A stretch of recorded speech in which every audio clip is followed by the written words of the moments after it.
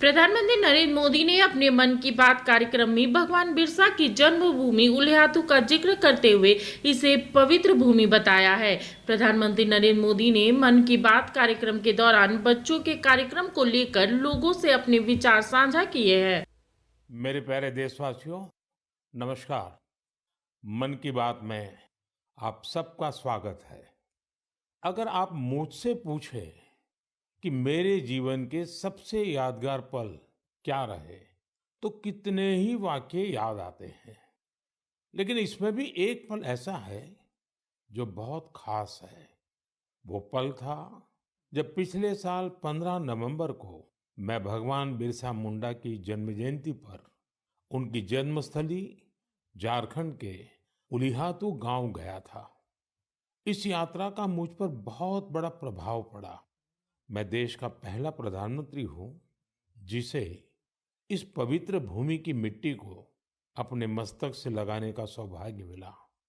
उस क्षण मुझे न सिर्फ स्वतंत्रता संग्राम की शक्ति महसूस हुई, बल्कि इस धरती की शक्ति से जुड़ने का भी अवसर मिला।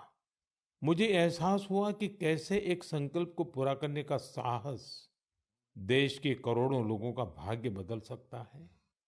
साथियों, भारत में हर युग में कुछ चुनौतियां आई और हर युग में ऐसे असाधारण भारतवासी जन्मे जिन्होंने इन चुनौतियों का सामना किया। आज की मन की बात में मैं साहस और दूरदृष्टि रखने वाले ऐसे ही दो महानायकों की चर्चा करूंगा। इनकी 150वीं जन्म जयंती को देश ने मनाने का निश्चय किया है। 31 अक्टूबर से सरदार पटेल का 150वीं जन्म जयंती का वर्ष शुरू होगा। इसके बाद 15 नवंबर से भगवान बिरसा मुंडा का 150वां जन्म जयंती वर्ष शुरू होगा। इन दोनों महापुरुष ने अलग अलग चुनौतियां देखी, लेकिन दोनों का विजन एक था, देश की एकता। साथियों, बीते वर्षों में देश ने ऐसे महान नायक नायिकाओं की जन्म जयंतियों को नई ऊर्जा से मनाकर नई पीढ़ी को नई प्रेरणा दी है। आपको याद होगा, जब हमने महात्मा गांधी जी की 150वीं जन्म जयंती मनाई थी तो कितना कुछ खास हुआ था। न्यूयॉर्क के टाइम्स स्क्वायर से अफ्रीका के छोटे से गांव तक विश्व के लोगों ने भारत के सत्य और अहिंसा के संदेश को समझा, उसे फिर से जाना, उसे जिया। नौजवानों से बुजुर्गों तक, भारतीयों से विदेशियों तक, हर किसी ने गांधी जी के उपदेशों को नए संदर्भ में समझा, नई वैश्विक परिस्थितियों में उन्हें जाना। जब हमने स्वामी विवेकानंद जी की 150वीं जन्म जयंती मनाई तो देश के नौजवानों ने भारत की आध्यात्मिक और सांस्कृतिक शक्ति को नई परिभाषाओं में समझा। इन योजनाओं ने हमें ये एहसास दिलाया कि हमारे महापुरुष अतीत में खो नहीं जाते, बल्कि उनका जीवन हमारे वर्तमान को भविष्य का रास्ता दिखाता है। साथियों, सरकार ने भले इन महान विभूतियों की 150वीं जन्म जयंती को राष्ट्रीय स्तर पर मनाने का निर्णय लिया है, लेकिन आपकी सहभागिता ही इस अभियान में प्राण भरेगी, इसे जीवंत बनाएगी। मैं आप सभी से आग्रह करूंगा कि आप इस अभियान का हिस्सा बने। लौह पुरुष सरदार पटेल से जुड़े अपने विचार और कार्य #सरदार150 के साथ साझा करें और धरती आबा बिरसा मुंडा की प्रेरणाओं को #बिरसामुंडा150 के साथ दुनिया के सामने लाए। देखिए, बहुत सारे बातें उन्होंने बताई और एक तो दो महापुरुष का 150वीं जयंती अब प्रारंभ हो रहा है।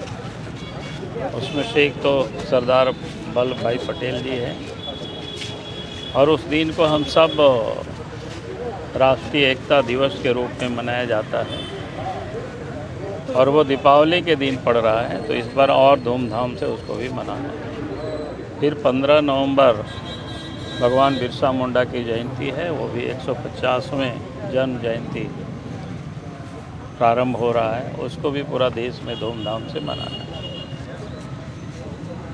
तो ये कई चीज़ों उन्होंने, लेकिन खास करके झारखंड में आज की जो ज़रूरत है कि भारतीय जनता पार्टी के नेतृत्व में सरकार बनाने की, ताकि झारखंड को हम सब बचा सकें।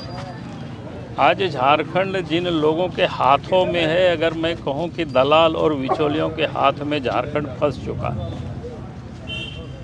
ये लोग सब कुछ लूटने में लगे हुए हैं। इसलिए झारखंड को लुटेरों से, दलालों से, बिचौलियों से बचाने के लिए ये चुनाव है।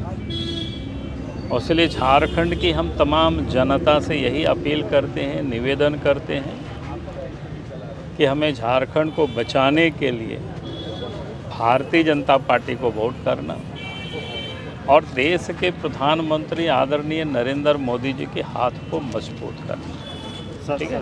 ये हेमंत सोरेन के चुप्पी साधे हुए हैं सर प्रकरण पर, जो इरफान अंसारी, क्या मांग करेंगे उसको? देखिए, ये तो बिल्कुल स्पष्ट हो चुका है। हेमंत सोरेन इतनी लाचार और बेबस है, वोट के खातिर वो किसी भी हद तक वो गिर सकता है। पार्टी भले अलग हो, लेकिन सीता सोरेन उनकी भाभी है। उनके भाई जो आंदोलनकारी दुर्गा सोरेन की पत्नी है, और झारखंड की एक महिला भी है। और सीता सोरेन के बारे में जामताड़ा के विधायक इरफान अंसारी जिस घटिया शब्द का उपयोग करते हैं, वो शब्द का हम प्रयोग नहीं कर सकते। अगर हेमंत सोरेन में थोड़ी भी दिल में कोई स्वाभिमान है, तो इरफान अंसारी को तो मंत्रिमंडल से हटा देना चाहिए। मिनी लंदन मैक्लुस्कीगंज प्रकृति की गोद में बसा ड्रीम डेस्टिनेशन आपका कर रहा है इंतजार। आइए अपने यादगार लम्हों को बिताइए ड्रीम डेस्टिनेशन में। राजधानी रांची से महज 50 किलोमीटर दूर आपका अपना ड्रीम डेस्टिनेशन। जब टूटती है आस, जब थकती है सांस, जब रूठते हैं अपने, मुंह मोड़ता है जमाना, जब अंगड़ाई लेता है संकल्प, फिर बनती है कहानी, बनते हैं अनमिट निशान। देखिए मेरे साथ संघर्ष की दास्तान।